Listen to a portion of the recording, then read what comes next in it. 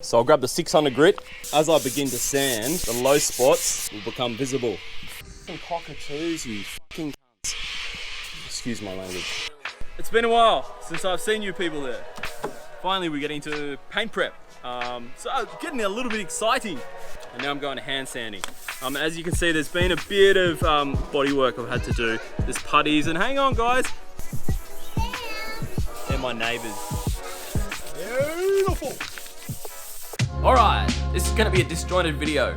I'm going to show you us repairing the seam along the cut on the rear deck cap, the combination of auto body putty, fiberglass and resin to get the whole deck paint ready, footage of the construction of the rear bench seat and the drink cooler, restoration of 50-year-old brass cleats, construction of the forward bulkhead, the stereo housing and the cup holders.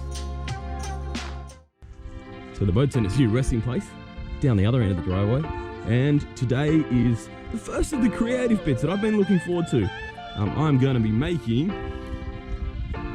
attempting to make a structure for the rear seats.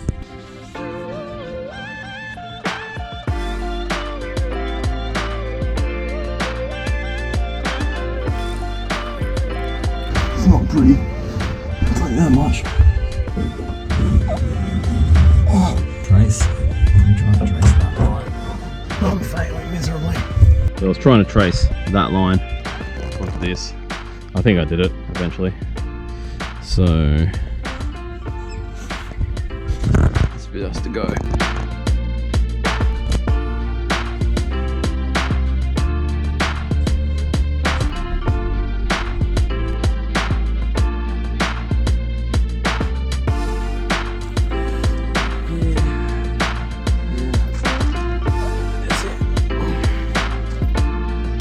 I mean, the general idea is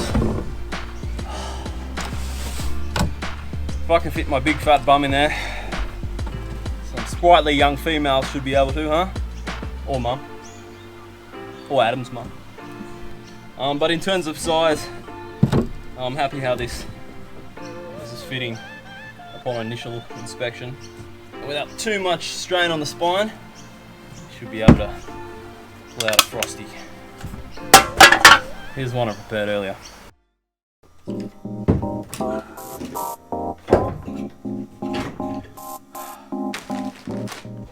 the old hot glue gun and the paddle pop sticks, I've made a template for the forward bulkhead that should contain the speakers, stereo and a footrest. I've screwed down the 50-year-old rusted up cleats. I looked on the internet and, with a view to trying to replace these. They call them torpedo cleats, and I couldn't find many for sale in Australia. Ideally, I'd like to retain a few parts of the original boat where possible, so I'm going to have a go at cleaning them.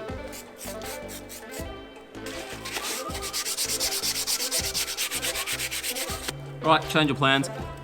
We are taking them back to brass, because apparently that's what they're made of. I'm guessing brass or bronze, probably brass. Yeah, we're just taking that stainless, I don't know what it is, that bright, shiny coating, we're taking that off because that's all we can do to get rid of the crap on it.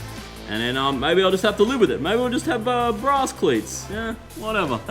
It don't matter. Well, we got over that shit quick smart. Now we're fucking machine sanding. Don't worry, ladies and gentlemen, I've not decided to go baby blue. We're still doing bright red. So I thought about using an epoxy fairing compound to smooth out the entire deck area.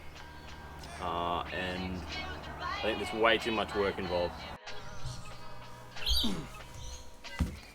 Okay, I'm 2 weeks into prepping the deck here.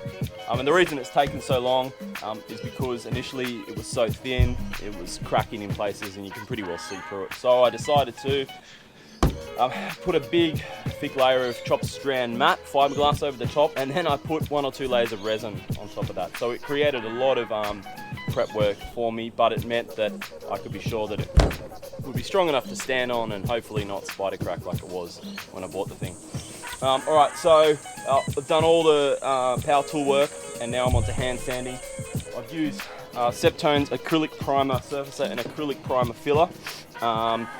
And it's been a series of layers. So put one layer down, sand, see where the low points are, and then another layer on top, sand it back, and it's very gradual. And I've done it in patches. I haven't been particularly methodical. So I'll just show you what happens. So if I grab the 600 grit and I start to sand back the primer filler, you'll notice that low spots will begin to appear. I leant on this and bang, the thin layer of bog that was on there is completely cracked.